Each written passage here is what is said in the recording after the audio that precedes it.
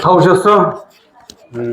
조금 전에 질문이 하나가 있었는데 많은 불교 공부를 하시는 분이 궁금증으로 여기는 것 중에 하나가 불교에서는 무아를 얘기하고 공을 이야기하고 있는데 그러면 윤회하고 있는 주체는 도대체 뭐냐? 다 비어있고 공하고 무아인데 어떤 게 윤회를 하느냐 그렇게 이야기하는 그런 질문이 있어요. 이거 아주 중요한 질문이기도 해. 이때 그거에 대한 대답을 하기 전에 한번 생각해 보면 논리가 있어요. 불교에서 하고 있는 논리. 이걸 삭구 논리라고 하거든요. 만약에 이제 여기 A를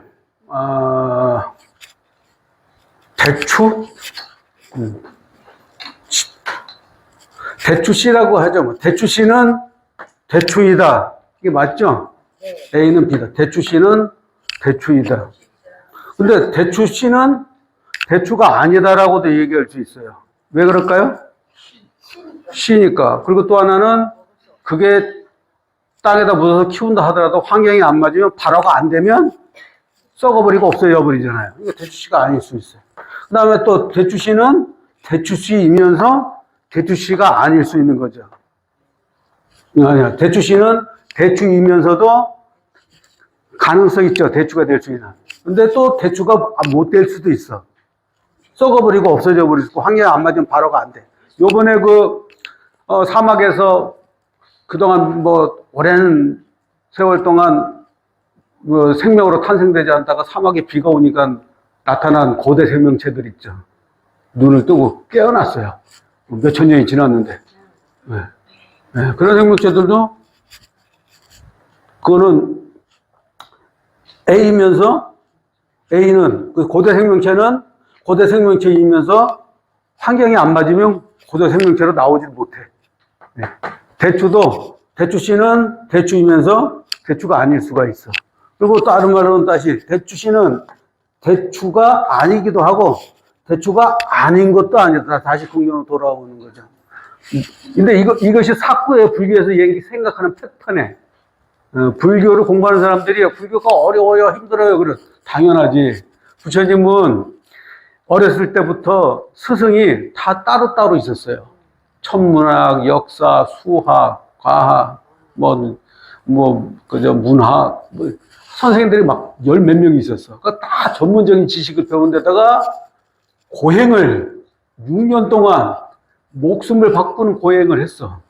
그것을 여러분들한테 말씀을 해놨는데 공부를 한 3, 4년 해서 알 수가 있겠어? 예.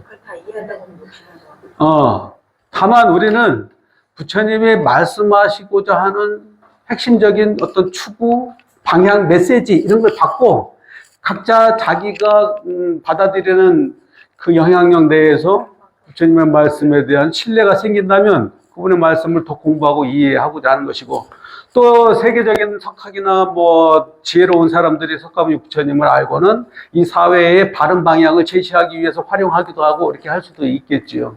지금 현재 전 세계적으로 자연재해가 많이 일어나고 이러는 현상들은 사실은 부처님이나 또는 역대 큰 스님들이나 서양의 종교인들도 다 얘기를 하고 있죠. 사람의 욕망 때문에 이루어지는 것이고 산업혁명 이후에 사람이 경제적 이익을 얻기 위해서 노력한 대가로 얻어진 것이 지금 현재 자연재해가 벌어지고 있다고 누구나 다 공감하고 있어요. 그것은 인간의 욕망과 번뇌, 사람이 생각하고 여러 가지 번뇌들을 충족시키기 위해서 벌어지는 현상들이죠. 그런데 이것들은 연기론적인 입장에서 바라보지 않고 어떤 절대의 존재의 입장에서 인간이 누릴 수 있는 향유 또는 권리, 그걸 자기의 이익 보장, 인간으로서의 받을 수 있는 권리, 인간이 가지는 권리, 이런 쪽으로 이야기를 하다 보니까 함께 공존할 개념으로 문화가 형성되어지는 것이 아니라, 자기 개별적으로 자기의 권리적인 측면으로만 문화가 형성되어지다 보니까 개인적이고 공동체적이지 못해요.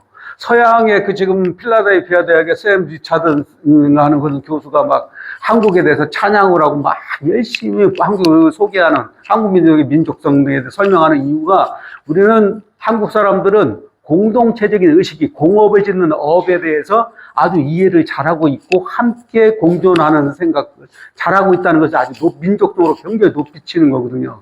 그럼 뭐 때문에요? 오랜 역사 속에 유교 문화, 불교 문화 이런 것들이 우리 내면의 세계에 잡혀 있기 때문이죠.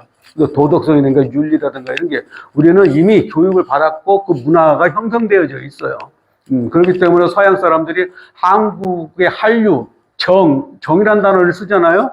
이런 것들을 높이 평가하는 거예요. 그런데 서양 사람들은 전부 다 개인주의잖아요. 물론 개인주의도 좋은 게 있어. 개인의 자유와 그 독창성과 창의성, 개인적인 창의성인가 그런 것들을 다 인정해 줄 수 있지만 거기에 좀 더 나가서 개인적인 걸 보장을 받으면서도 함께하는 공동체 문화를 또 우리는 이해를 해야 돼. 조직 문화, 공동체 문화를 이해해야 되는데 불교는 특히나 공동체 문화에 대해서 너무 잘 이야기하고 있고 사상 자체가 그래요.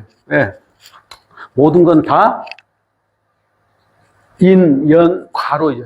연기적으로, 인연으로 형성되어 있다고 보기 때문이죠. 작은 인연, 큰 인연.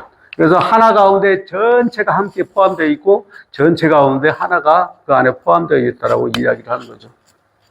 쉽게 얘기해서, 아까 먼지 이야기를 했는데, 먼지에서 먼지끼리 서로 땡기고, 밀어내고, 또는 서로 관여하지 않는 작용이나, 저 하늘에서 이 인공위성으로 지구를 바라볼 때, 좋아하는 사람끼리 모여서 좋아하는 동물끼리 돌아서 막 돌아다니고 싫어하는 사람들은 멀리에서 따로 다니고 서로 상관없이 자기 권리를 다루고 있는 그 지구에서 벌어지고 있는 사람들의 작용이나 저 우주에서 별들의 무리들이 서로 저기 뭐 합쳐지기도 하고 떨어져 가기도 하는 그 현상, 이게 다 동일해요. 작용이.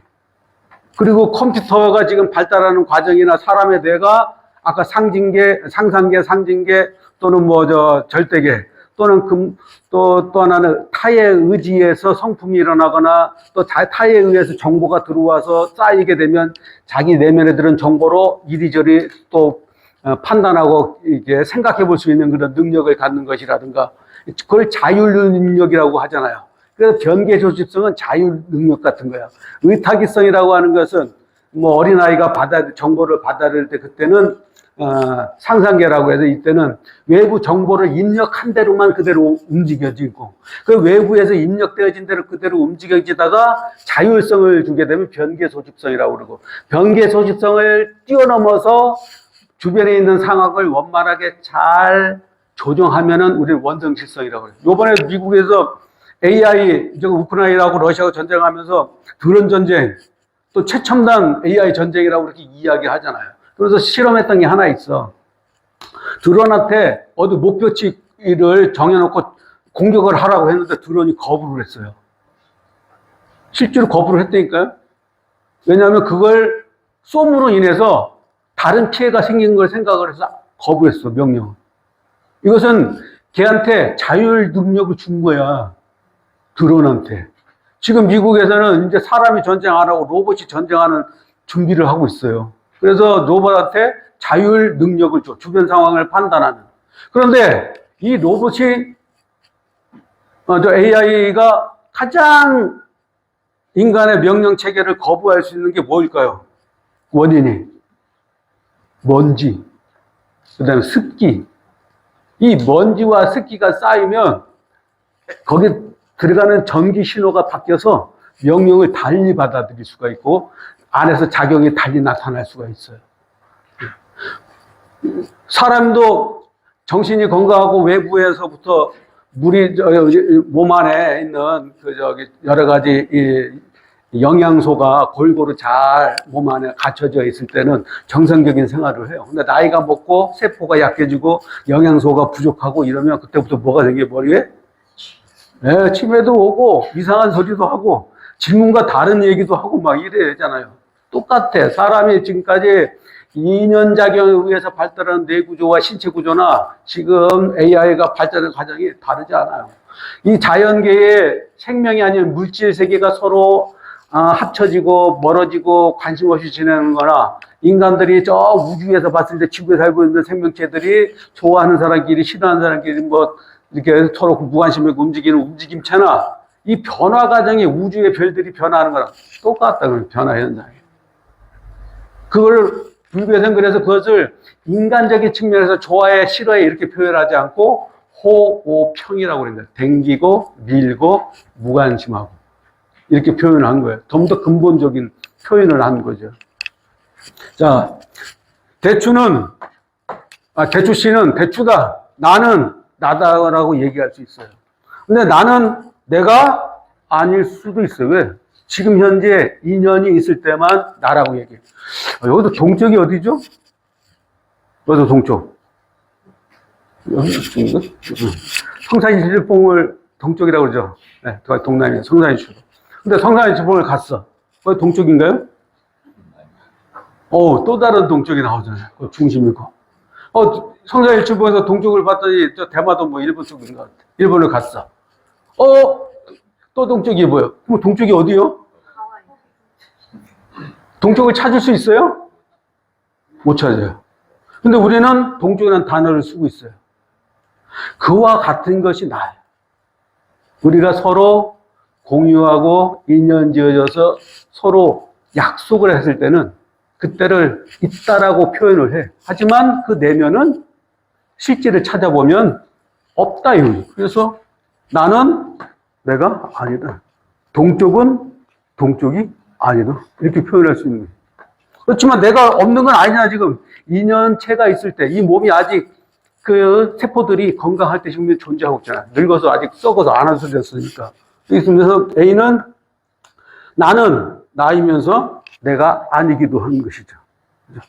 그러면 나는 나가 아니기도 하지만 아닌 것이 아니다. 나는 나로 다시 돌아올 수 있다. 이런 거죠. 윤회에 경계된 무아나 공에 대한 개념도 이 논리법과 같아요.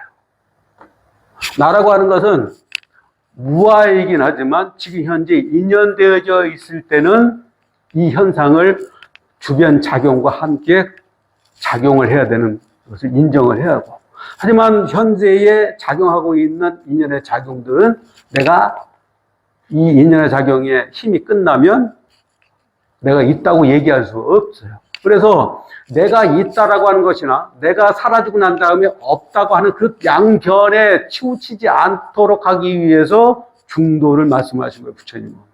부처님이 연기법을 통해서 이야기하고자 했었던 것은 연기적 현상은 자연의 변화, 작용 현상을 얘기한 것이고, 그 안에 나에게 국한되어진 부분에서도 그 안에 내가 아닌 가능성을 가지고 있기 때문에 내가 있다, 내가 없다라고 하는 그 양변에 빠지지 않고 항상 유기적으로 그 작용에 순응할 수 있도록 하기 위해서 말씀을 하신 거다, 이 말이죠. 중도를.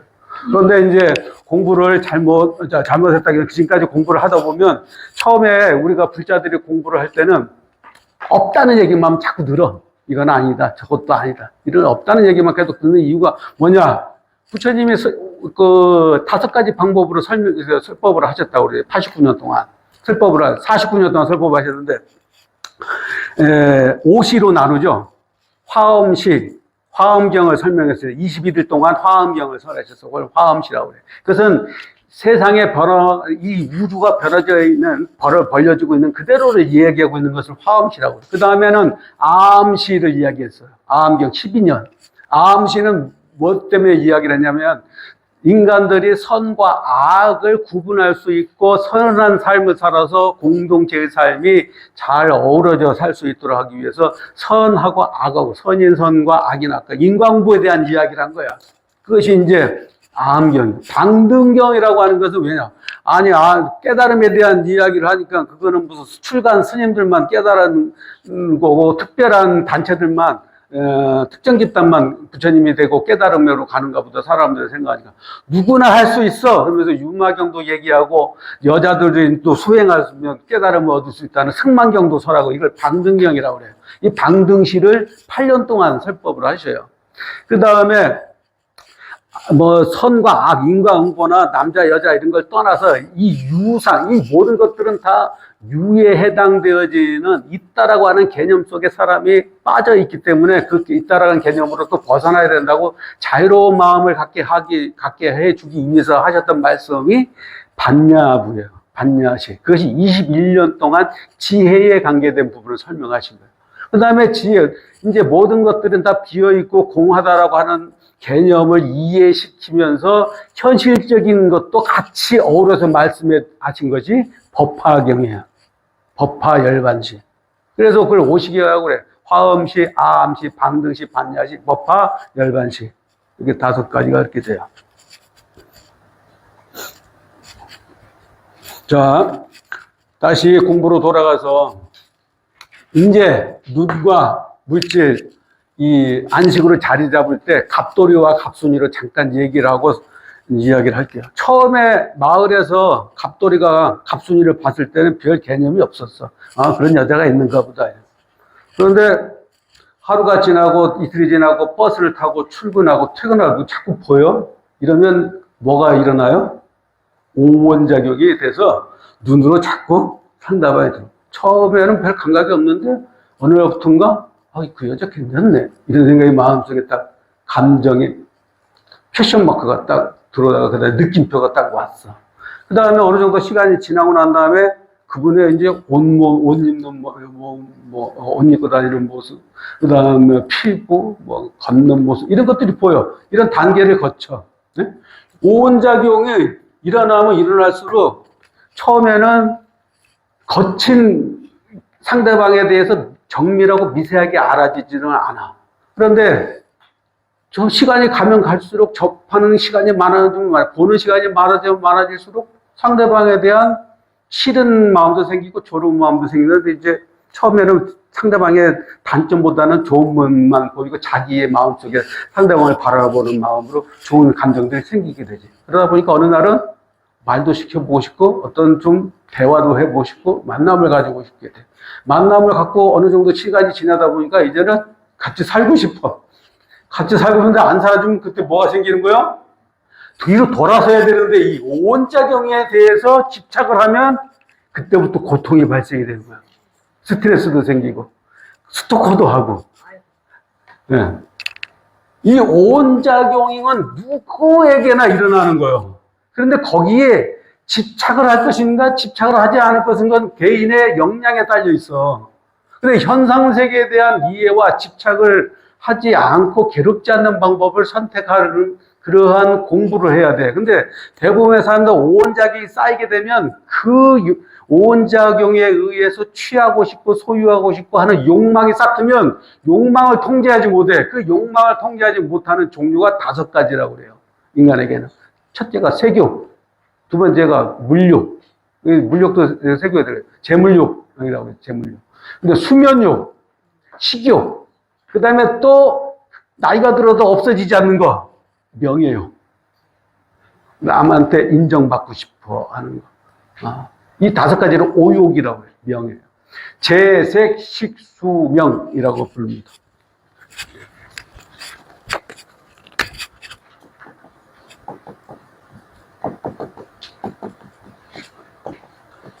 재물욕, 색욕, 식욕, 수면욕, 명예욕. 오욕이라고 불러요.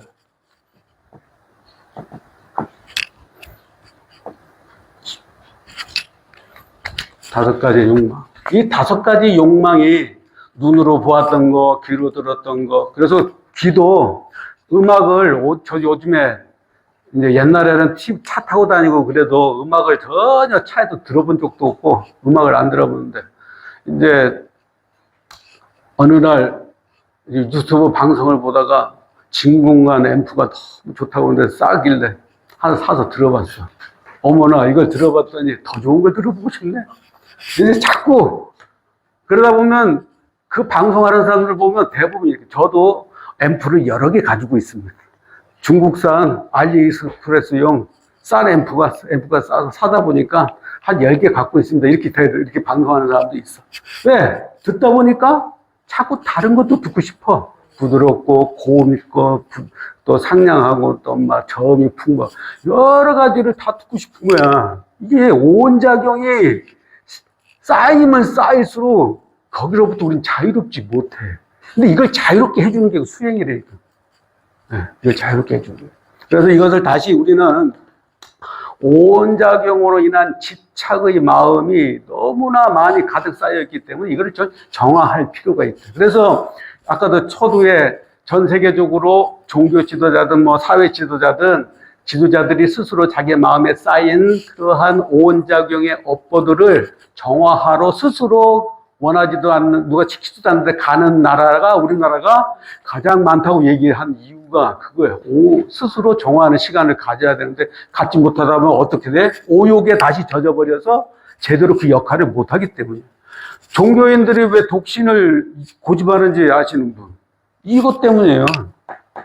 오온작용을 하면 여기에 이거 어디랑 연결이 돼? 형상이 때는 여기 나에만 해당되어지는데 가족이 생기면 이 작용이 이 18개를 18개라고 그래요. 6개, 6개, 6개 하면 3, 6, 18, 이 18개가 나야. 발음이 그렇죠? 18개. 18개가 나인데 이 내가 확장이 되기 시작해. 부인한테도 확장이 되고, 자식한테도 확장이 되고, 장모한테도 확장이 되고, 장인한테도 확장이 되고. 그러면 그분들도 이 재색시수명이 다 있을 거 아니야. 이 부족한 거를 채워달라고 그러면은 종교 생활하는 사람이 이거 채워줘야 될 거 아니야. 내가 하기 싫어도 해야 돼. 안 하면 나쁜 놈 되버리는 거 아니야. 그래서 종교인들에게 독신을 요구하는 이유. 그리고 독신을 하지 않고 혹시 혼인을 하는 사람들도 기준이 있어야 되겠지. 기준을 정해놓는 거죠. 나름대로 자기네들이 경제적으로 또 마음적으로 해야 될 어떤 영역을 정해놓는 그 영역을 정하지 못하다 보니까 사회가 공동의 업이 어떻게 가요? 불신의 업으로 가는 거 아니야. 거기는 교회나 절이 아니야. 사업장이야. 그 사업장이라고 얘기하는 이유가 뭐예요? 개인의 그 업을 짓는 것도 버거운데 가족, 친지까지 나의 업이 확장되어져서 감당을 해야 되는 일이 생기니까. 그런데 그것이 더 이상 감당하지 않도록 어느 정도 룰을 정하고 지내는 것은 괜찮아요. 근데 그 룰 자체도 정해지지 않은 것은 어떻게 돼? 나중에 사회적 문제로 대두돼요. 그리고 개인의 업으로는 괜찮지만 공동의 업에서는 이제 주변 사람한테 영향을 주죠. 공동의 업에 의해서 고통을 받는 사람들이 맨 마지막으로 선택하는 게 뭐예요? 자살이잖아요. 우리나라 지금 자살률이 어마어마하잖아요. 전 세계 1위야. 이게 공동의 업에 의한 사회 불평등에서 오는 일들이잖아요. 어찌됐든 그러한 이런 5가지 욕망이 눈, 귀, 코, 입, 몸, 뜻이 이게 오온작용을 통해서 몸 안에 쌓이니까 이걸 정화할 필요성을 느끼게 된 거죠. 그래서 불교의 문화, 유교의 문화 안에는 지식을 쌓는 공부가 아니라 사람다워지는 공부를 했었던 것이죠. 우리 동양에서의 공부는 그랬어요. 사람다워지는 공부.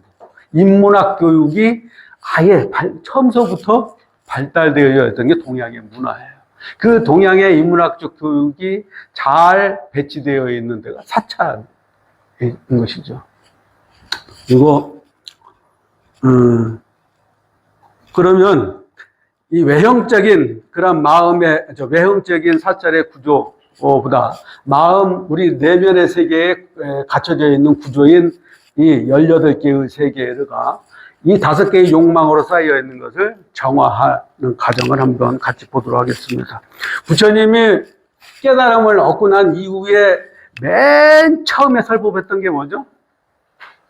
사성제라고 하잖아요. 고집멸도. 모든 괴로움은 집착으로부터 온다. 집착을 없애면 도를 이룰 수 있다. 이렇게 얘기해요. 맨 처음 설법했던 거예요. 깨달음을 얻고 난 다음에 나는 진리를 깨달았어. 이렇게 얘기하지 않고 고집멸도를 맨 처음에 설했다고.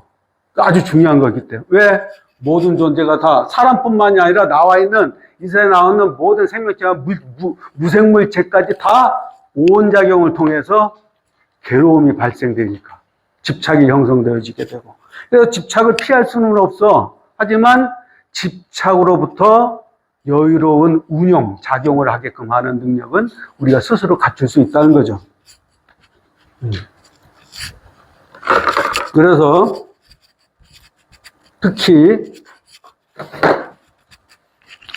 처음에 사람의 이 탐내는 재색식 수명 이 5가지를 탐내는 그런 마음을 어느 정도 정화시키고 마음에 좀 풍요롭고 넓게 마음을 갖게 하기 위해서 가르쳤던 것이 오정신관이에요. 거기 나오면 그거를 자량이라고 얘기합니다. 첫 번째 왼쪽에 보면 1번 자량이 자기 스스로 자기의 마음의 그릇을 닦아 나간다 이런 뜻이에요. 자량이는요. 뒤에 설명이 나와 있지만 좀 복잡해서 쉽게 설명을 하도록 하겠습니다. 자량이 이거는 박지범부는 지혜가 없는 박약한 지혜가 박약한 그런 범부 평범한 사람이 삼기 또는 수계를 하고 참회를 해서 닦아 나가는 것인데 첫 번째가 부정관이다. 이 부정관은 명상을 할 때에 생각을 할 때 자기 머리서부터 발끝까지 몸 안에 내부에 이 머리를 안 속에 들어있는 골,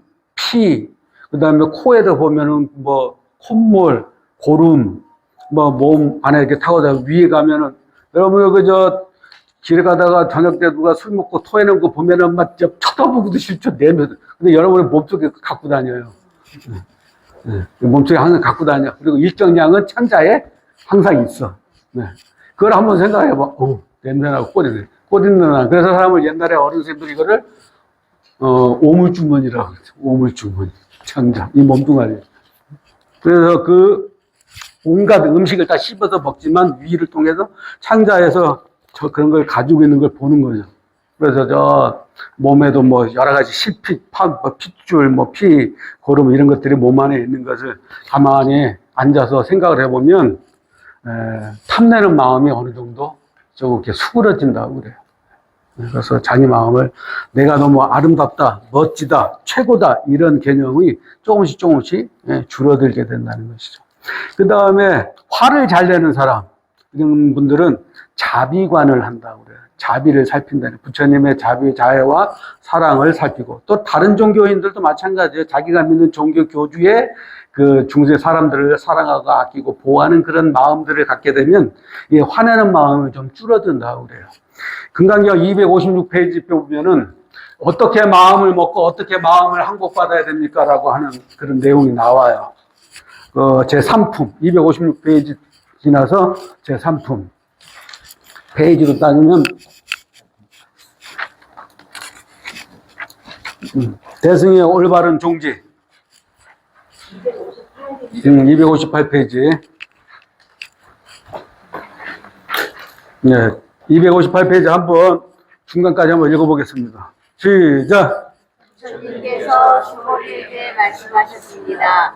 모든 보살 마하살은 반드시 이와 같이 그 마음을 가지셔야 하느니라.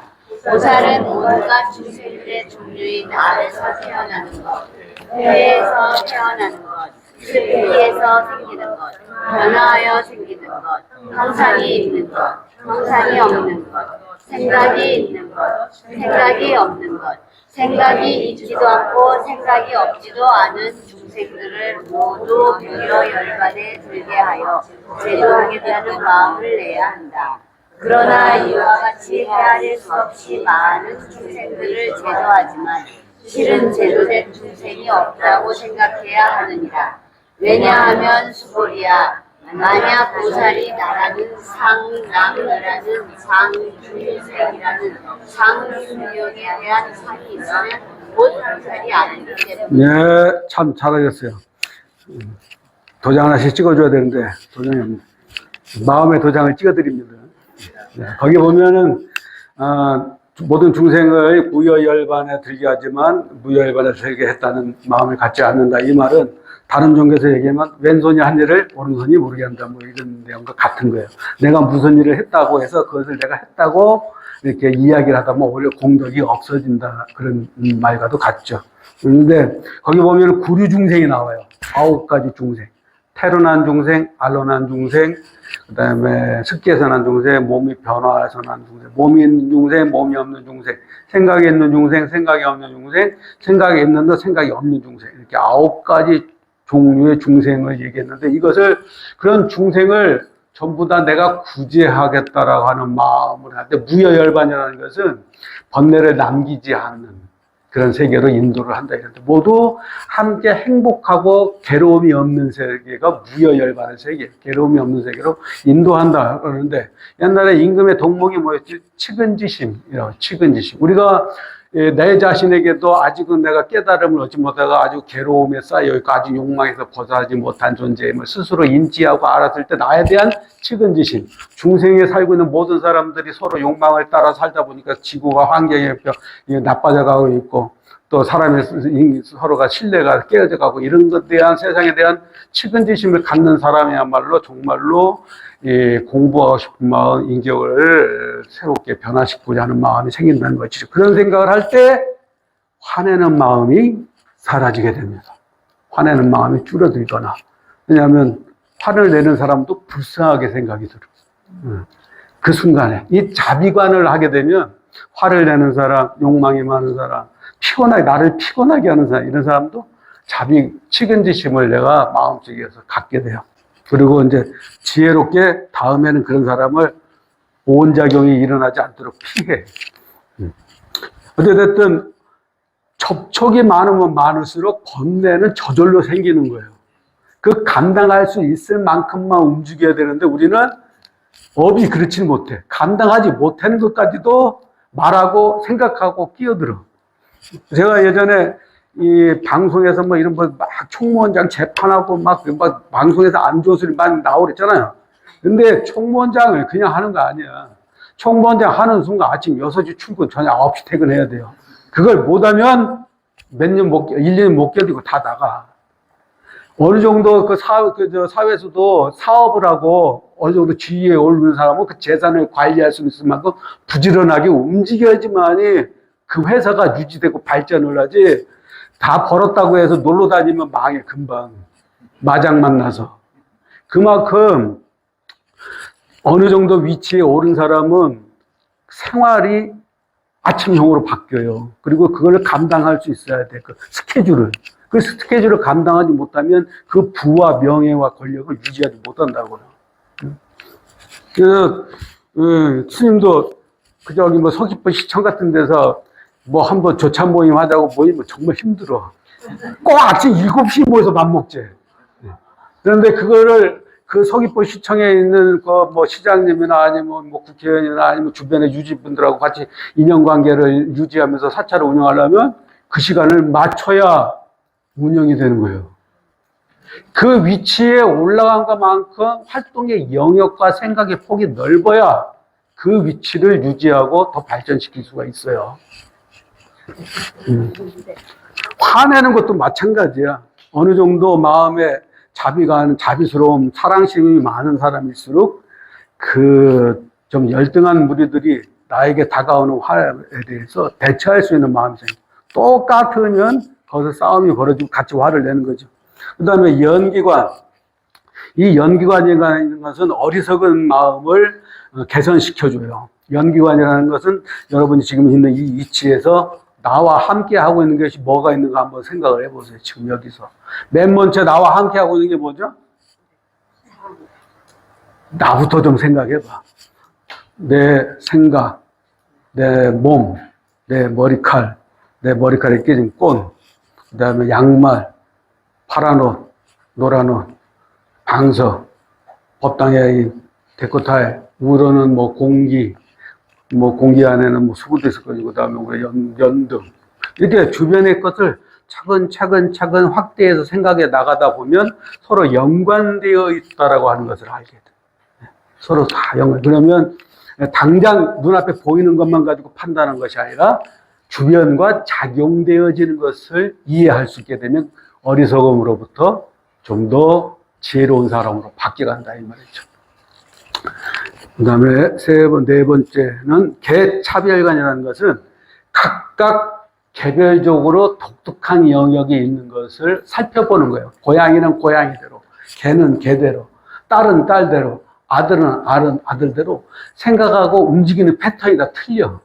그죠? 그런 것들을 생각해 보면, 그 나름대로 자기가 살아가는 방법의 패턴이 다 다르게 고유성을 가지고 있구나 하는 것을 인정을 하게 돼서 다양한 사람의 생각과 행동 패턴을 이해해서 너는 왜 그렇게 하니? 그 자기의 입장을 얘기하는 것이 아니라 상대방의 고유한 패턴과 생각 양식을 이해할 수 있는 걸 개차별관이라고 해요.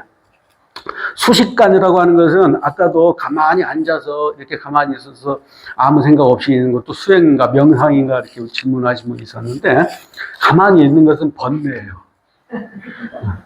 번뇌는 두 가지 속성이 있어요. 도고와 혼침, 무기, 세 가지로 얘기할 거예요. 도고는 마음이 마음고 뛰는 거예요. 가만히 있는데 생각하기 싫어. 근데도 자꾸 다른 생각이, 가만히, 이제 개는 고만, 개똥 붓고 뭐 모이 먹으니까 그만해야지. 그런데도 또 머릿속에서 생각이 나. 그건 도고라고 그래요. 마음속에서 내가 생각이 싫은데 전에 했었던 업의 힘에 의해서 다른 생각이 자꾸 나거나, 아니면 TV 보다가 자기의 생각과 맞는 거에 나오면 얼른 쿠팡을 들여다보는 것도 도고야. 네? TV 보다가 막 광고가 나오니까 쿠팡을 딱 열어. 그러면 도고라니까. 마음에서 뛰는 거예요, 마음이. 다른 방향. 이거 도고예요. 근데 혼침은 정신이 막지 못해가지고 희미해지는 거. 그걸 혼침이라고 그래요. 아침 일어날 때 정신이 막지 못하죠. 그래서 한국 애들이 최고 많이 먹는 게 커피. 각성제라서. 근데 스님들이 커피 먹으니까 이상하게 생각하는 건데, 스님도 커피를 먹어요? 그러더라고. 커피는 종교인들이 맨 처음에 먹은 거예요. 경전에 있는데 졸리니까 경전에 있을 때 졸지 마시라고 먹었던 게, 그리고 발견한 사람들이 종교인들이에요. 에티오피아의 그 종교인들이 염소가 밤에 잠을 안 자니까 여러분들이 낮에 무슨 풀을 먹고 잠을 안 자나 따라가 봤더니 커피 잎사귀를 먹은 거예요. 그래, 커피 잎사귀를 따다가 끓여서 먹고 열매를 해서 먹었던 게 종교인들이 원래. 그것이 이제 일반인한테 이제 보급이 된 거죠. 일단, 도고라고 하는 것은 뛰는 거고, 혼침이라는 것은 정신이 막지 못하는 것이고, 그다음 또 하나는 무기라는 게 있어요. 무기. 무기는 기억하지 않는 거예요. 숙취가 나면 그 다음 어저께 저녁에 했던 것이 생각이 안 나죠. 네, 그런 건 무기예요. 그런데 금방 생각했던 게 좀 지나서 생각이 안 난다. 그렇다고 해서 걱정할 필요는 없어. 예, 그거는 뭐냐, 사람의 몸도 생로병사를 하는 것처럼 사람의 생각도 생로병사를 해요. 사람의 생각도. 그걸 생주이멸이라고 부르죠. 생겼다가 주, 머물렀다, 점점 흐려졌다, 멸. 이자는 떠날 이자예요. 생각이 점점 떠나고 흐려져. 그 다음에 멸, 없어져. 생각도 생겼다 없어지는 건 자연스러운 현상인데, 이 생각이 생겼다 없어지니까 생각을 붙잡아 두려면 어떻게 해야 되죠? 반복하는 거죠. 오온작용을 일으키는 거예요. 자꾸. 내 남편과 부인이 서로 사랑을 했어. 그런데 옛날에 젊었을 때 사랑을 마음속에 두고 있어. 아직도. 근데 그 오온작용에는 지금까지 다른 게 계속 몇십 년 동안 다른 오온작용을 일으켰어. 근데 아직도 옛날에 처음 가졌던 생각, 그때 생겼던 생각이 지금까지 있을 거라고 생각하면 큰 착각이잖아요. 왜? 생각도 생겼다 사라지는데 몸보다도 더 빨리 생겼다 사라져. 순간적으로. 초당 75분의 1초로 생각이 났다 사라져. 찰나가 아니라 75분의 1초 동안 생각이 하나 났다가 사라진다니까? 네, 찰나가네. 그러니까 여러분 타노스라고 들어보셨어요? 영화들을 안 보시는구나. 뭐 아이언맨, 뭐 어린이들 좋아하는 뭐 아이언맨 나오고 뭐 헐크 뭐 이런 게 나오는데, 그런 사람들을 다 이겨버린 최고의 그 우주 마왕이 있어요. 그게 타노스예요. 근데 타노스가 맨 마지막에 뭘 하냐? 5개 보석인가? 이렇게 끼고 가운데 그 보석을 딱 6개까지 딱 끼고 난 다음에 손가락으로 딱 치니까 지구상에 있는 생명이 절반이 딱 사라지죠. 이 손가락 튕기는 사이에 우주가 형성되고 사라진단 말이에요. 불경에 있어요. 그 타노스가 하는 행동이 이 불경에 나오는 내용이에요. 그 다음에, 그런데 그렇게 도고, 혼침, 그 다음에 무기라고 하는 건 번뇌를 안정시켜주고 사람의 마음을 일깨워주는 걸 수식관이라고. 수식관은 어떻게 하느냐 간단하게 말씀을 드리면, 부처님 자세에 앉아보세요. 좀 다 힘들더라. 다리를 이렇게 조금 펴도 되고, 숨을, 일단은 등을, 척추를 쫙 펴요. 그러면 숨을, 일단 처음에 크게 들여 마셔. 산소를 많이 들여 마시는 사람이 건강해요.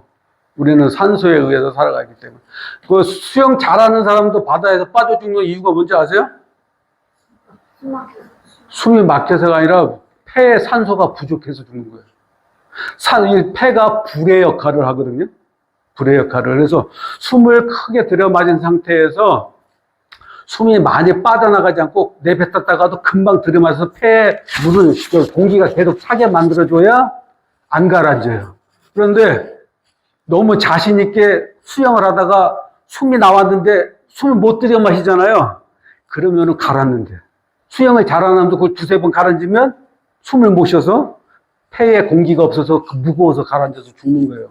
그런데 평상시 때에도 숨을 크게 들어 마시고 천천히 내뱉는 습관을 하는 사람이 아주 좋아요. 자, 있는 상태 크게 들어 마셔서 척추뼈를 딱 펴. 그 다음에 내뱉어. 자연스럽게 숨이 나와요. 입은 다물고 코로.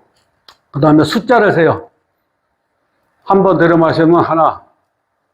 내뱉으면서 하나. 또 하나 두 번 마시고 내뱉으면서 둘. 또 들어 마시면서 셋. 또 들어마시면서 네. 그래서 10가지 셉니다. 시작.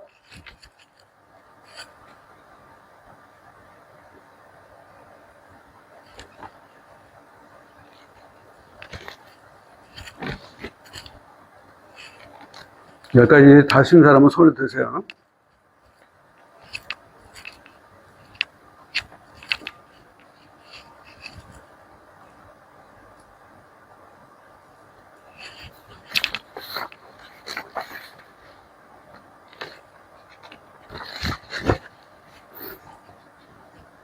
네. 됐습니다. 거기까지만 하도록 하죠. 그래서 숨을 그렇게 쉬다 보면 그걸 수식관이라고 얘기하는데, 우리 지금 전 세계적으로 모두 운동선수는 다 이 수식을 합니다. 다만 숫자를 안 셀 뿐이지. 요번에 우리 한국 선수가 높이뛰기에서 1등 했죠. 다이아몬드 대회. 그래서 그동안에 뭐 2위하고 3위하고 그랬는데, 요번에 1등을 드디어 하셨더라고. 나이가 좀 많아서 다음에 할지는 모르겠지만. 근데 그분들도 다 뭘 해요? 호흡을 합니다. 그 다음에 활 쏘는 사람, 복싱하는 사람, 그 다음에 역도하는 사람. 모든 운동에는 숨이 아주 중요해요. 그 다음에, 서양 영화 같은 거 보면, 막, 이 범죄를 저지른 사람 이렇게 진정시킬 때 숨 크게 쉬라고 그러고, 또 산모가 애 낳을 때도 숨 쉬는 걸 좀 천천히 들여다보다 천천히 내뱉으라고 그렇게 얘기하죠. 또 위 내시경 할 때도 숨을 천천히 쉬었다 천천히 내뱉으라고. 숨은 마음을 진정시키고 뇌를 안정시키는데 최고의 효과가 있어요. 그래서 번뇌를 안정시키고 산란한 마음을 안정시키는데 숨이 그렇게 중요해요. 물은 안 먹어도 며칠씩 살아. 숨은 몇 분, 한 몇 분 안 쉬면 죽어요. 그러니까 숨을 아주 중요한 거거든요. 그리고 사람의 몸을 활성화시키고 건강하게 만드는 것도 역시 또한 숨이에요. 그래서 숨을 되도록이면 가슴을 펴고 크게 쉬고 크게 내뱉는 것을 자주 하는 거고. 또 우리가 답답하고 힘들고 그럴 땐 또 뭐 한숨 쉰다고 하잖아요. 큰 숨을 쉬잖아요. 자연스럽게 숨을 통해서 신심의 안정을 원하는 거거든요. 자, 그 다음에 총상연관. 그때는 그렇게 닦으면서 자기의 그릇을, 자량은 자기의 그릇을 가꾸어 나가고 도와주는 거예요. 자기 그릇을. 나를 사랑하고 나를 아끼고 나와 가장 가까이 있는 이 몸과 내 마음을 그렇게 해서 컨트롤하고 안정시키고 개선해 나가는, 이것을 뭐라고 그래? 마음의 문화, 마음 문화라고 할 수 있어요. 요즘에 전 세계적으로 불리고 있는 병 중에 문화병이라고 하는 게 있어요. 문화병 또는 신병이라고도 그러죠. 이 문화도 그 나라 사람들의 독특한 생활 체계와 생각 방식에 따라서 문화가 영향을 받고 심리적 영향을 주고 생활에 영향을 줘요. 가령 이런 것도 있잖아요. 물을 먹으면 죽는다고 생각했던 사람한테 묵국 끓여두고 그냥 먹었을 때나 몰랐는데, 야, 그거 무 들어가서 이게 죽어버렸다잖아. 실제로 있었다고 그래, 미 해병에서, 미군에서. 그것처럼 또 우리나라에서도 저기 뭐 홍당무 갖고 실험한 것도 있잖아요. 홍당무 먹기 싫어하는 여고생이 있었는데, 말 안 하고 해줄 때는 그냥 먹었는데, 그 홍당무 들어갔어. 그러니까 막 토해버리잖아요. 이걸 문화병이라고 그래요. 인식되어진 인식 체계 내에서 인정하는 것과 인정하지 않는 것, 이런 것들이 그 사람의 마음의 세계 문화를 이루게 돼요. 불교에서는 이런 마음 문화를 원만하고 중도적 입장으로 어느 한 곳에 쉬우지 않고 전부 다 함께 공유하고 또 공동체 삶을 살 수 있도록 그 마음의 문화를 잘 가꿔주는 그런 가르침이라고 할 수 있어요. 그래서 사람에게 병이 되어지는 것, 마음의 문화에 병이 되어지는 것이 첫 번째가 탐욕심이고 화내는 거고 어리석은 거고 자기 고집에 빠지는 거, 악연, 내가 생각한 게 최고야 라고 이것만이 진리야 이렇게 얘기하는 그런 악연, 고집, 그런 것들을 벗어나고 또 마음이 산란하고 번뇌에 이런저런 데 자꾸 빠지는 그런 것들을 좀 안정되고 편안하게 만들어주는 마음의 문화라고 할 수 있는 것이 바로 이 오정신간이라고 할 수 있어요. 그 다음에 별상연간이라고 해서 몸은 여러 가지의 오염물들이 많이 들어와서 쌓여 있는 것이고 내가 지금 받아들여지고 있는 것이 전부 다 즐거운 것만이 아니라 이미 받아 쓴 것들은 나중에 사라지게 되어 있고 받아 쓴으로 인해서 변화가 생겨서 몸도 늙고 그래서 받아들인 것 자체가 사실은 안 받아들이고 안 보고 안 들으면 편안한데 자꾸 보고 들으니까 괴로움이 쌓여. 인연이 오온작용이 쌓이고 그것이 다 고라고 괴로움이라고 느끼는 거. 그다음에 마음이라고 하는 것은 잡을래야 잡을 수가 없다는 거, 무상하다고 하는 거. 그다음에 법, 이 법은 불교에서는 뭐 성문법, 영문법 이런 걸 얘기하는 것이 아니라 존재 그 자체를 법이라고 해요. 모든 존재는 독특한 자기 영역만의 세계가 있기 때문에 한 사람 한 사람이 그 사람의 법이 있어요. 그래서 그 존재를 법이라고도 부릅니다. 그렇게 나라고 하는 존재는 무아이다.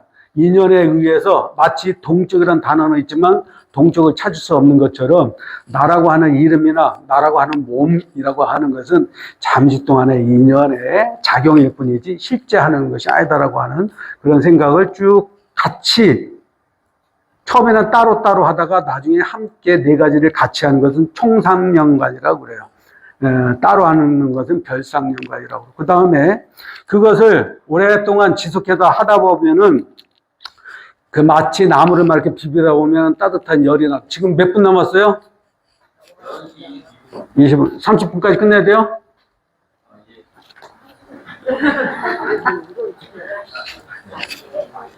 원래 11시 끝난 거예요?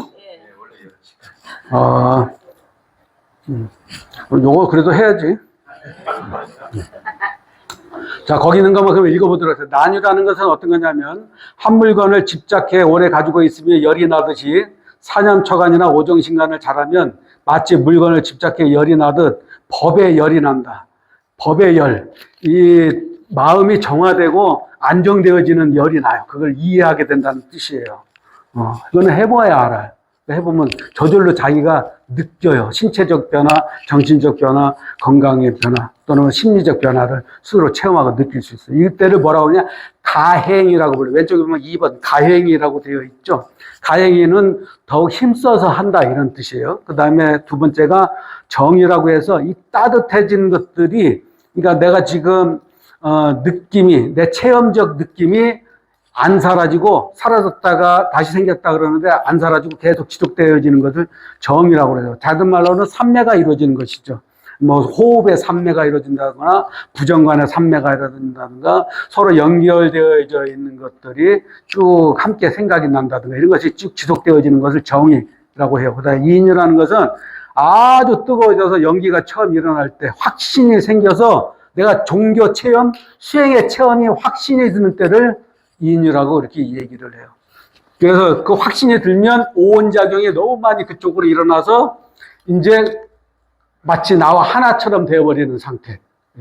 그거 오정신간을 했든 사념처간을 했든 나와 하나가 되는 그런 상태를 인이라고 해요. 그 다음에 네 번째가 세계 제일위라고 하는데 연기가 아주 많이 일어나가지고 잡념이 딱 사라져서 마음이 순일해져. 그래서 편안해, 심신이 편안한 상태가 된 것을 세계 제1이라고 그래요. 그래서 한 생각도 일어나지 않는다, 뭐 이런 것보다는 한 생각이 일어나도 다른 번뇌가 끼지 않는다, 뭐 이렇게 생각하시면 되겠어요.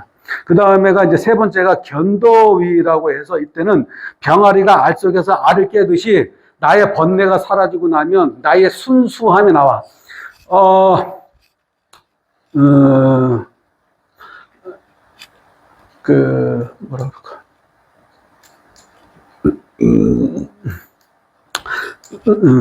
사람이 이 오온작용을 통해서 번뇌가 쌓이면 그 번뇌를 또는 감정을 저장하고 있는, 기억을 저장하고 있는 것을 우리 뇌라고 생각하잖아요. 그런 것을 뇌에서 기억하고 있는 것을 창고라고 이야기를 해. 그 창고가 있어. 그 창고에 저장되어 있던 그런 번뇌에 끄달리는 그런 에너지들이 안정적으로 정화가 돼서 그것에 끄달리지 않는 상태, 그것에 빠지지 않는 상태를 예루가라고 얘기를 해요. 그래서 번뇌로부터 내가 예루향이라고 그래요. 번뇌로부터 내가 이제 막 벗어나서 내가 자유로운 중도적인 그런 실천을 할 수 있는 마음가짐이 되어지는 그런 상태를 예루향이라고 그러고, 수다원부터는 예루가라고 하는데 금강경 페이지 10 또 넘겨보세요. 예루가에 대해서 설명하고 있거든요. 제 10품, 9품을 한번 열어보세요. 아까 258페이지였으니까 뒤로 더 넘어가서 더 넘겨보세요. 수다원이라고 하는 것을 어떻게 설명하고 있는지 뒤로 넘기시면 돼요. 몇 페이지죠? 280. 아니, 여기 너무 많이 21품이 아니고 19품인가 10품에 있어. 여기 264. 네, 264. 거기에 624페이지 중간까지 한번 읽어보겠습니다. 시작! 수고리라고는 어떻게 생각하는가? 수다원이 생각하기를 나는 수다원의 가위를 얻었노라 했는가? 수고리가 살해였습니다. 아닙니다, 세존이시여. 왜냐하면 수다원은 성인의 무리에 들다라고 이름하지만 실은 어디에 들어가는 것이 아닙니다. 사물이나 소리가 향기나 맛이나 감촉이나 그 외에 무엇에도 집착하지 않기 때문에 이를 수다원이라고 부를 뿐입니다. 네, 됐습니다. 그 수다원이라고 하는 용어가 아까도 말씀드렸다시피 눈, 귀, 코, 입, 몸, 이 뜻의 작용들이 오온작용이 계속 일어나서 식으로 자리를 잡으면서 108번뇌가 되어지는데, 수다원이 되면 어떻게 돼? 물질, 소리, 향기, 막 감촉, 대상이 나에게 들어와도 거기에 내가 휘둘리지 않는 그런 위치에 들어가야 된다. 이것을 성인의 위치에 들어가는 첫 단문이에요. 그래서 금방 제시되어진 부정관, 자비관, 연기관, 개차비관, 수식관 이런 수행을 쭉 지속하다 보면은 이 수다원이라고 하는 과위에 오르게 된다, 그런 뜻이에요. 이 수다원이 되면 웬만한 번뇌 유혹에 쉽게 흔들리지 않고 자기 자신을 스스로 확인하고 책임지고 살 수 있는 삶이 돼. 근데 대부분 우리 사람들은 외부의 영향을 많이 받아 살잖아요. 자기가 주체적으로, 주관적으로 세상을 영위하고 사는 경우가 이렇게 많지가 않아요. 여건도 그렇고. 그런데 여건이 그렇다 할지라도, 그래, 너는 얘기하라. 나는 어느 정도만 맞춰주고 내 삶을 산다. 이 가능성이 있어요. 근데 대부분 많이 자기가 하고자 하는 일에 통제를 받으면 자유롭지 못하고 화가 나고 또 오히려 괴롭고 스트레스를 받는데, 그것으로부터 자유로워질 수 있는 힘을 얻게 된다, 이렇게 얘기할 수 있어요. 그 다음에 사다함이라고 하는 분들은 어떠냐? 이 번뇌 가운데는 근본적인 번뇌가 있고 업력에 의해서 생기는 번뇌가 있고 살면서 생기는 번뇌가 있어요. 그래서 이미 과거 옛날서부터 윤회를 하면서 가지고 있었던 번뇌는 탐내는 마음, 화내는 마음, 어리석은 마음, 자만심, 의심, 자기 주장, 이 6가지를 근본 번뇌라고 그래요. 그걸 이제 소지장이라고 해요. 일본 각 본래 갖고 있던 번뇌. 이 근본적인 번뇌가는 어느 정도 해결이 됐는데, 해결이 안 된 번뇌가 있어. 살면서 생긴 번뇌. 살면서 생기는 걸 후에 얻어지는 번뇌거든요. 그걸 번뇌장이라고 하는데, 그래서 그 후에 얻어진 수다원에서는 그 후에 얻어진 번뇌가 이제 오정신간을 통해서 다 얻어졌어. 후에 생긴 번뇌는 다 없어졌는데, 근본적인 번뇌가 없어지지 않아가지고 내면에 남아있어. 그것을 계속 수행을 해서 또 계속 관법 수행을 해가지고, 또는 화두를 두거나 명상 수행을 해서 수행을 하다 보면 내면에 들어있었던 탐내는 마음, 화내는 마음, 어리석은 마음, 자만식, 의심, 자기 주장을 하는 기본적인 윤회를 하게끔 만드는 원인을 제공하는 그 근본적인 번뇌를 없어지게 점점 약해져. 그래서 점점 약해지다 보면 사담이라는 과정을 걷게 되는데, 이 사담은 어떤 사람을 사담이라고 얘기하냐면 7번 윤회를 하고 더 이상 윤회를 하지 않는다는 것을 사담이라고 불러요.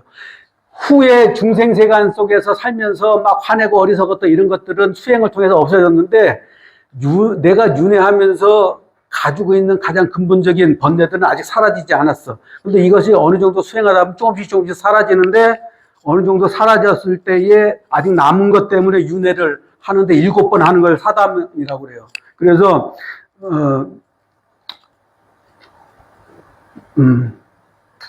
일례향일라고 하네. 이건 제가 설명을 잘못해. 7번이 아니고, 수다원 과정이 되면 7번 윤회를 하고, 사다원 과정을 하면 한 번 윤회할 에너지만 남아서 더 이상 그 뒤에는 윤회하지 않는다는 거예요. 그 다음에 안함이라는 것은 가면 더 이상 오지 않아. 윤회의 에너지 업력 때문에 사후세계로 가고 난 다음에 다시 중생생활에 중생의 몸을 받지 않는 것을 아나함이라고 이렇게 얘기를 하고, 아라한은 해탈하고 자유를 얻은 사람을 아라한이라고 이렇게 얘기합니다.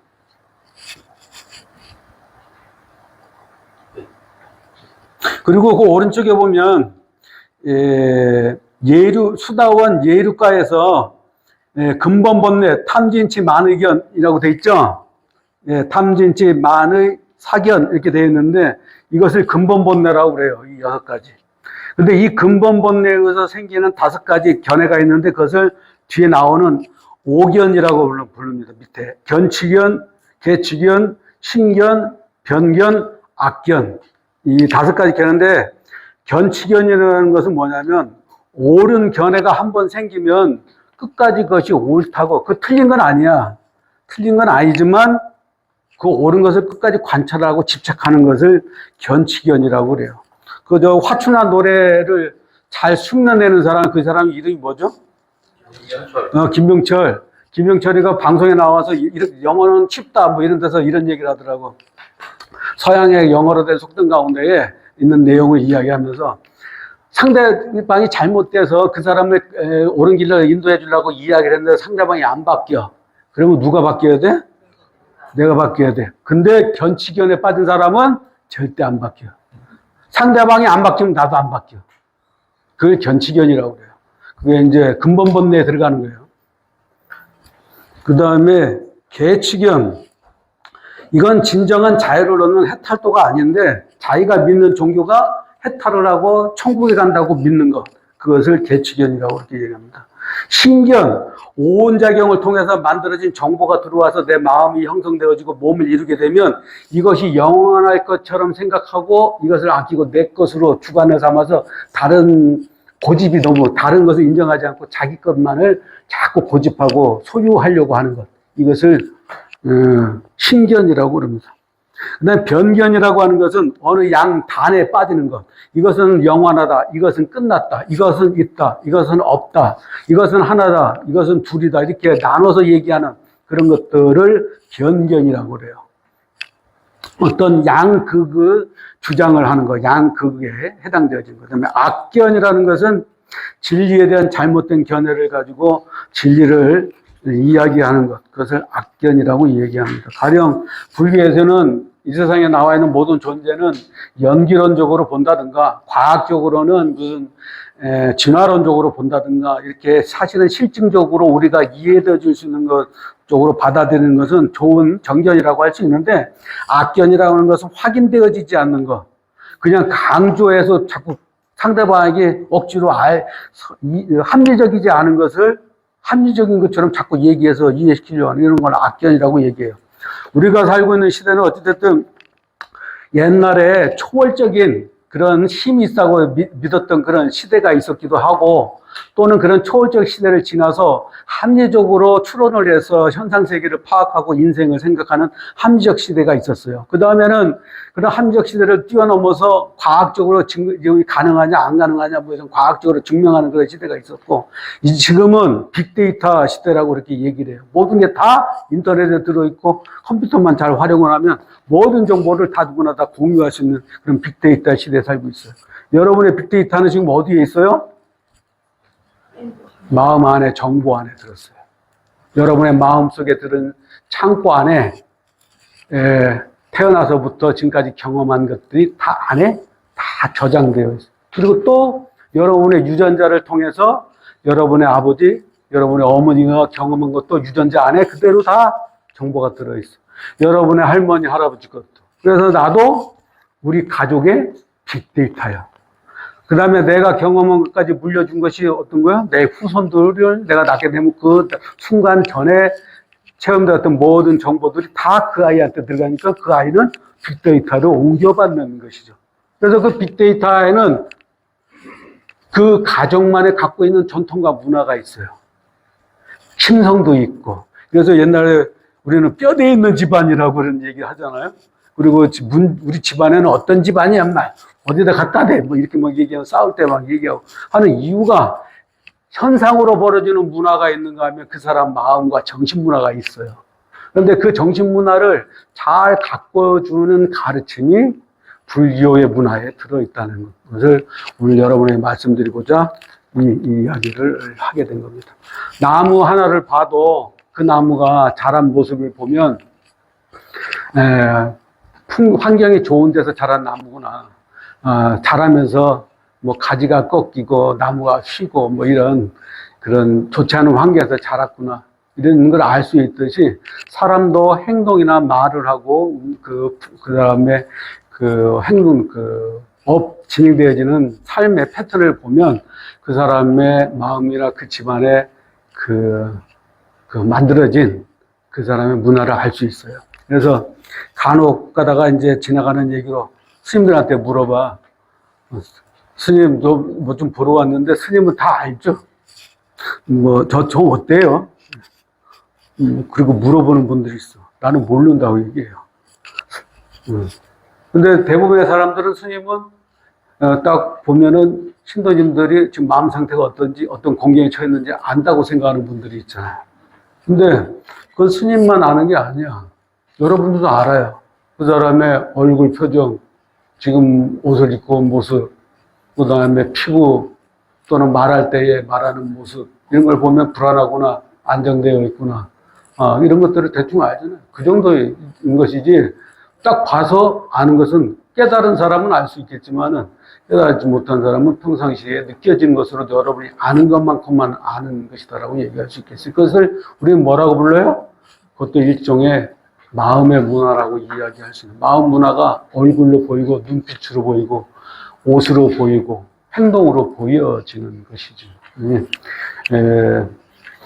부처님의 가르침이 이 인류 사회의 그 마음의 문화 또는 정신세계의 문화를 원만하고 함께 공동체 삶을 가질 수 있는 자격을 그런 만들어주는 그런 가르침을 잘 이해하시고 사람들한테 불교 문화를 잘 설명해 주셨으면 고맙겠습니다. 오늘 여기까지 하겠습니다.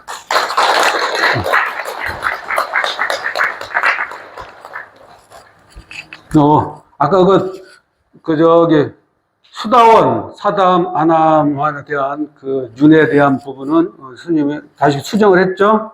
네, 수다원은 7번, 아남은 1번. 사담은 1번, 아남은 갔다가 이제 더 이상 윤회하지 않고 안 오고, 아라는 해탈을 하신 분, 벗어나신 분, 이해하시면 되겠어요. 예, 오늘 대승불교의 받으신 분의 핵심 교리 호를 잘 풀어서 명강의를 해주신 우리 선생님께 가장 뜨거운 박수 부탁드립니다. 네, 좋은 강의를 해주신 우리 스님께 목탁에 맞춰서 앉은 자리에서 담배로서 예를 올리도록 하겠습니다.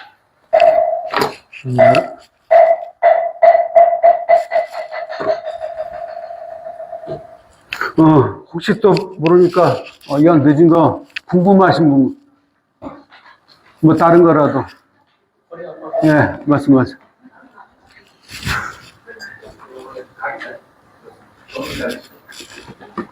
제가 궁금한 것은 제가 직접 경험은 못했지만 뒤에 있는 분들 계시고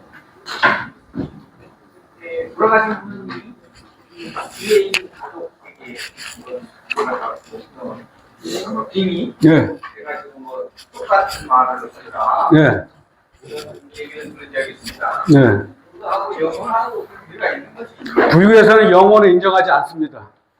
빙의를 하면 어떤 에너지 전이 현상으로는 이해가 될 수 있죠. 에너지 예. 에너지 전이 현상으로 이해가 될 수 있어요. 예. 그러니까 가령, 눈으로 본다, 눈으로 듣는다는 이야기를 이해가 돼요? 눈으로 듣는다. 또는 귀로 본다. 그러니까 가령 눈이 어두운 사람도 서로 상호 간에 그 패턴을, 가르쳐 주면 귀로도 벌어지는 현상을 이해하는 것이죠. 그것을 에너지라고 얘기해요. 금방 얘기하신 그런 전이 현상은 일반적인 논리로 이해가 되지 않고 양자 물리학에서는 그 논리를 이야기할 수 있어요. 가령 이런 게 있죠. 지금 이 관통사에서 A라고 하는 물질이 형성되어지면 지구 반대편에서 뉴욕에서 A와 맞는 에너지가 맞춰서 형성되어진다. 에너지가 서로 통한다는 뜻이거든요. 그거는 양자 물리학에서는 그렇게 이야기하고 있어요. 그리고 여기서 A라고 하는 물질이 사라지면 지구 반대쪽에 A와 서로 통할 수 있는 에너지가 형성되어졌던 게 같이 사라지게 된다. 이렇게 이야기를 합니다. 그런데 그 접신이 되거나 빙의가 되는 사람들 중에 자기가 이성적인 생각을 가지고 있는 사람은 빙의가 되기 힘들어요. 그걸 누가 얘기하냐면, 융이라고 하는 사람은 무의식적 공동체를 이야기한 게 있어요. 무의식의 공동체. 가령, 여기 지금 풀이 있죠? 이거는 어디에 있다고 얘기할 수 있어요? 지금 여기 스님 앞에 요 위치에 있다고 할 수 있죠? 그런데 이것이 여러분이 지금 눈에 보일 때까지 과정은 계산을 안 하고 여긴 것만 본 거죠.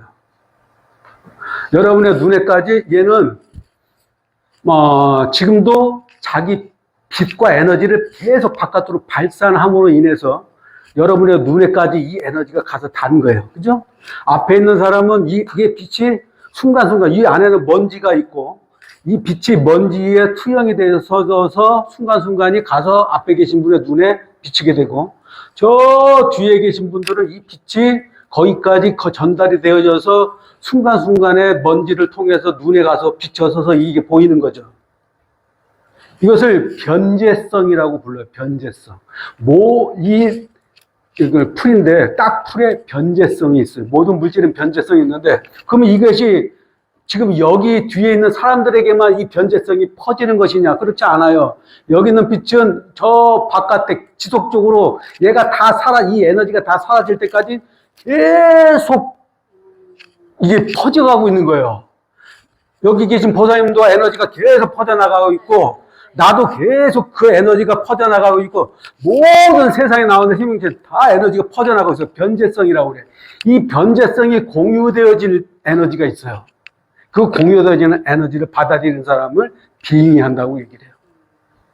그래서 사회적 현상 가운데에 이 자기가 직접 체험하지 않음에도 불구하고 사회적 조류나 문화에 동화되어지는 게 있어요. 그것을 무의식적 변재성이라고 해요. 그 융이라고 하는 심리학자가 얘기한 거예요.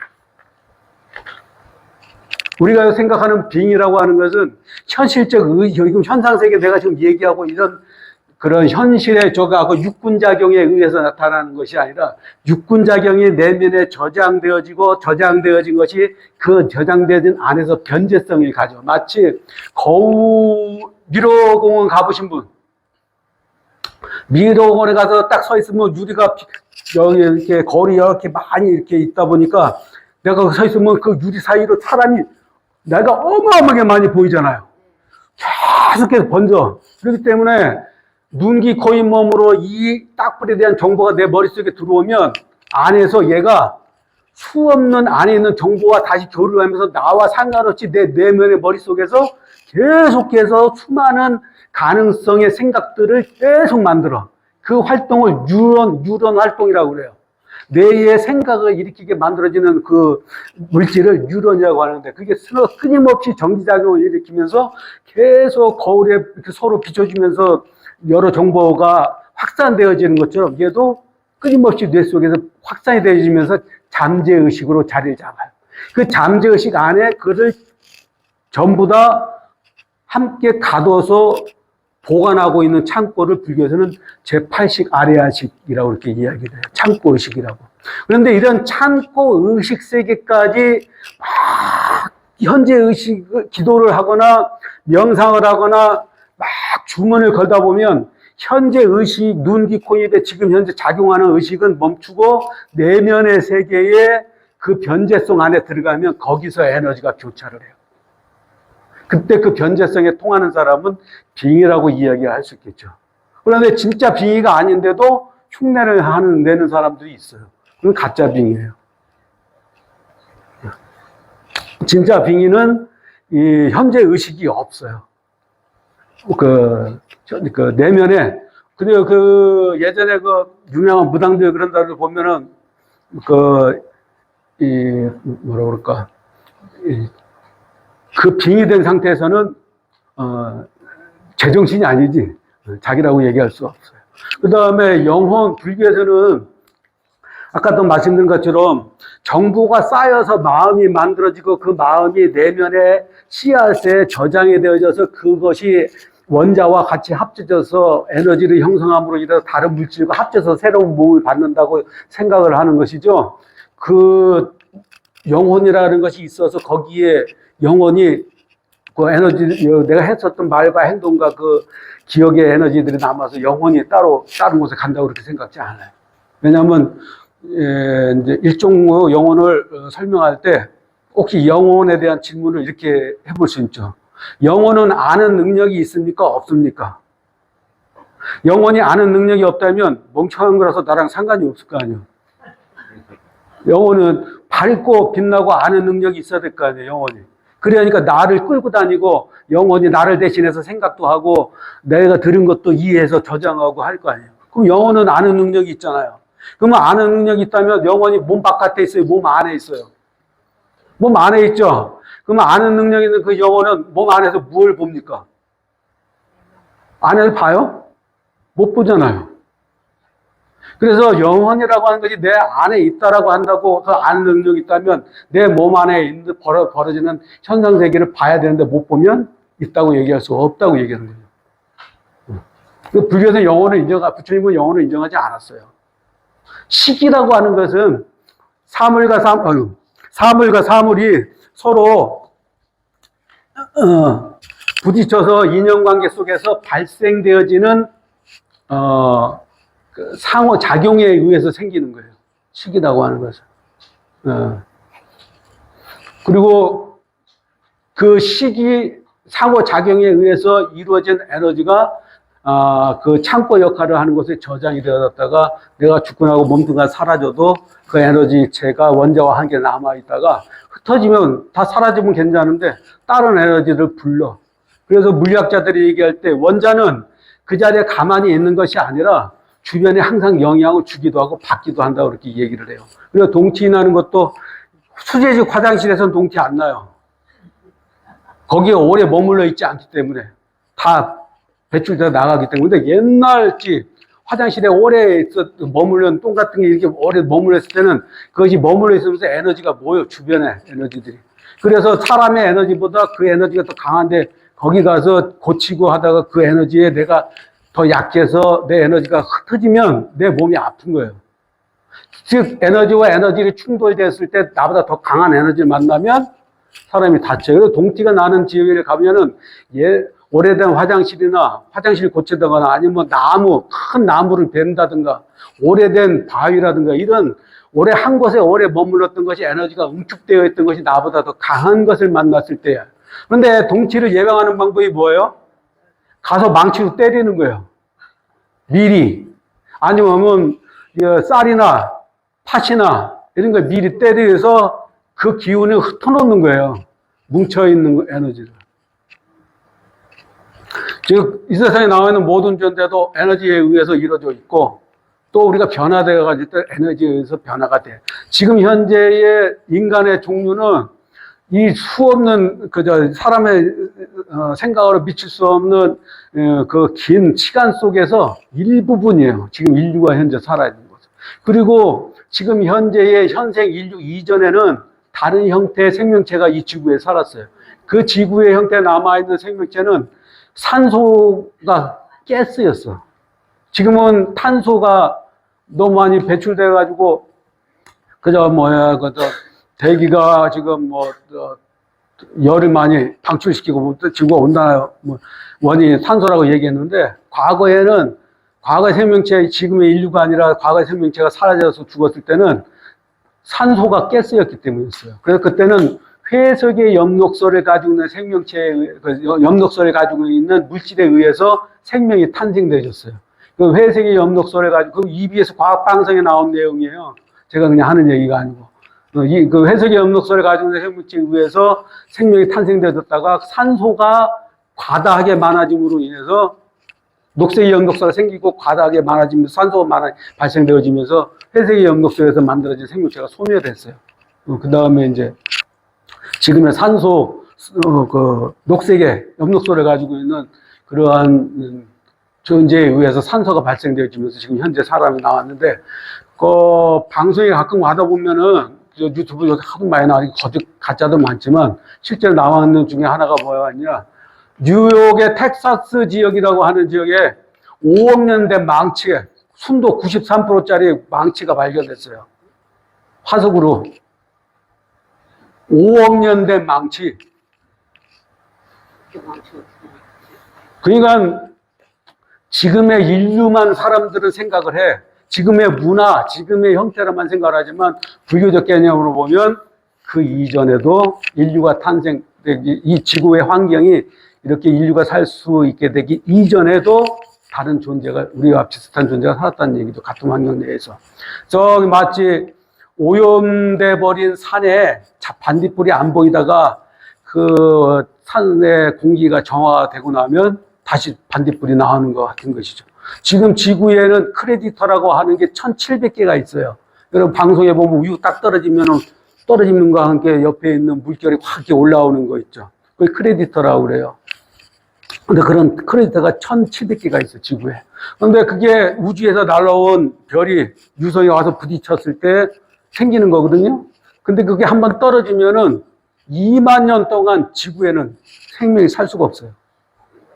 2만 년 동안 암흑색이야. 그 떨어지고 거기서 생긴 그 원전에 나오는 게 뭐예요?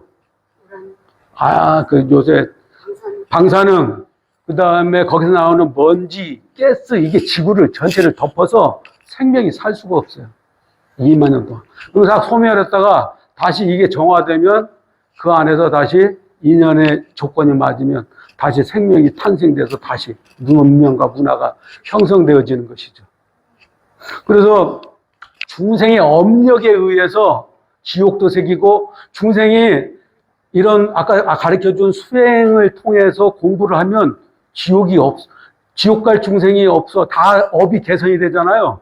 그럼 지옥이 없어요. 그리고 전부 다 천상세계 가서 살면 이 아기 세계도 없고 축생 세계가 없어. 이건 업력에 의해서 생기는 거예요. 중생이 업이셔서. 근데 이런 축생이 될 업, 아기가 될 업, 지옥으로 갈 업이 없으면 그런 세계는 형성되지 않아. 지옥 세계가 있어서 지금의 생명체가 지옥을 가는 것이 아니라 지금에 있는 생명체가 지옥 갈 업을 지었기 때문에 지옥이 형성되는 거예요.